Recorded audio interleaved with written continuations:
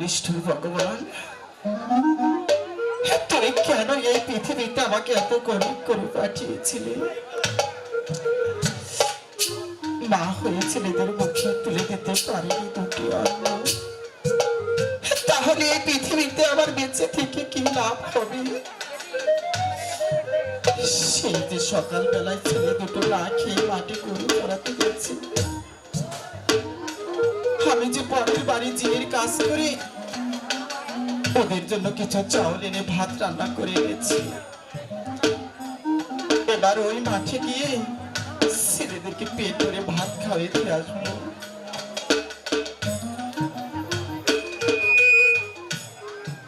নগরবাসী, তোমরা কি আমার কার্তিক গণেশকে দেখেছো?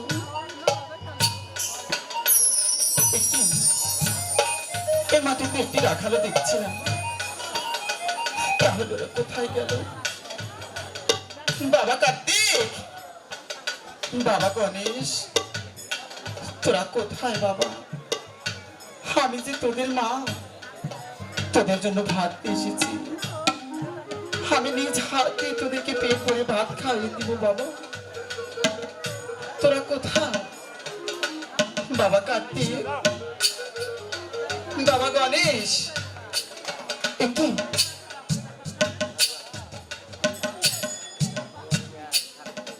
কিভাবে মাটিতে পড়ে আছিস কেন বাবা? ও, বুঝতে পেরেছি, আমার বাপ নিয়ে আসা দেরি হয়েছে বলে আমার সাথে রাগ করেছিস বাবা। বাবা কার্তিক, এবার ওঠ, লক্ষ্মী সোনার মতো ওঠ, আমি তোর জন্য ভাত এসেছি। বাবা কার্তিক, কি ও তো কথা বলছে না, ওর শরীর দেখছি বরফের মতো ঠান্ডা। তবে কি শব্দ ধ্বংস করেছে? না না, হতে পারে না। বাবা কার্তিক, কার্তিক, এত কথা বলছে না। বাবা কার্তিক, তাহলে সত্যি সত্যি কি আমার সন্তানকে সাপে ধ্বংস করেছে বাবা? না,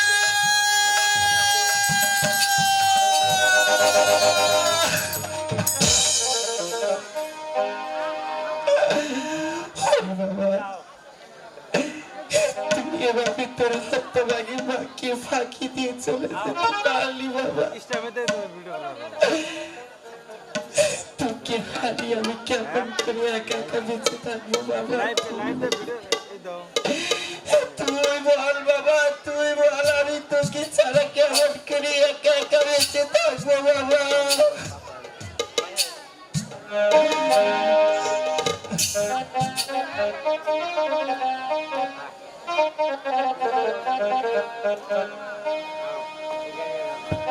বাবা কার্তিক, একটিবার মা বলি না, একটিবার মা বলি না।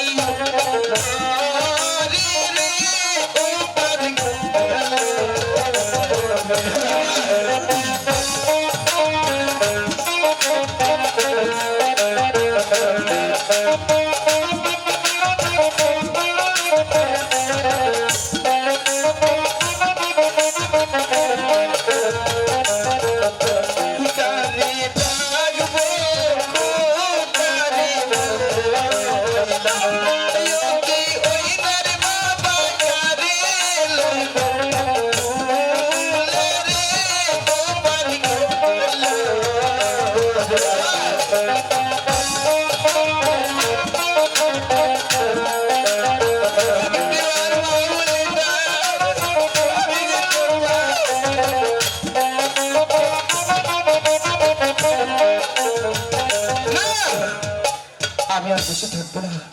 এই কাজ পদ্মা দেবী ছাড়া কেউ করতে পারে না। আমি যাবো, এই পদ্মা দেবীর কাছে যাবো। পদ্মা দেবীর কাছে গেলে এর একটি বিহিত হবে। আমি যাবো, ওই পদ্মা দেবীর কাছে যাবো। হাই গো কোথায় রইলেন পদ্মায় আমার মা গো, মা গো দেখো না সিয়া।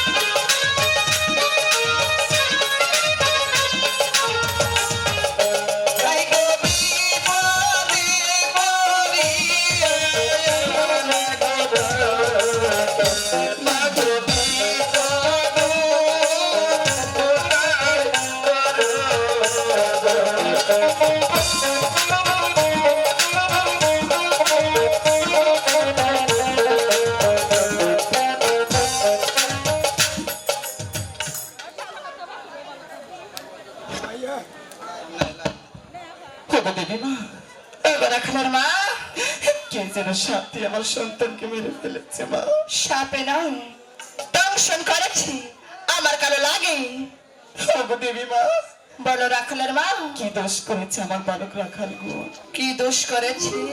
হ্যাঁ, তা তুমি শুনতে চাও? হ্যাঁ দেবী। শোনো তাহলে রাখালের মা। আমার পিতার সঙ্গে পিতার গৃহে যাওয়ার সময় তোমার এই রাখালগণ আমাকে দেখি, আমার পিতাকে দেখি নিন্দা করেছে, তিরস্কার। আমার পিতাকে দেবতাল মানত না, এমনকি পুষ্পাঞ্জলি দেবে না। তাই তো আমার লাগবে তোমার সন্তানকে দংশন করেছি। দেবী মা, বলো। তোরা যে বুঝতে পারিনি তোমাকে নিন্দা করেছি। আমি ওদের মা হয়ে তোমার দুটি পায়ে ধরে বলছি আমার সন্তানকে ভালো করে দাও। ছেড়ে দেবো বলছি, দেবী মা, আমার পা ছেড়ে দেবো বলছি রাখালের মা। তুমি যতক্ষণ পর্যন্ত আমার সন্তানকে ভালো করে না দেবে আমি তোমার পা ছাড়বো না। ছেড়ে দেবো বলছি। এই রাখালের মা!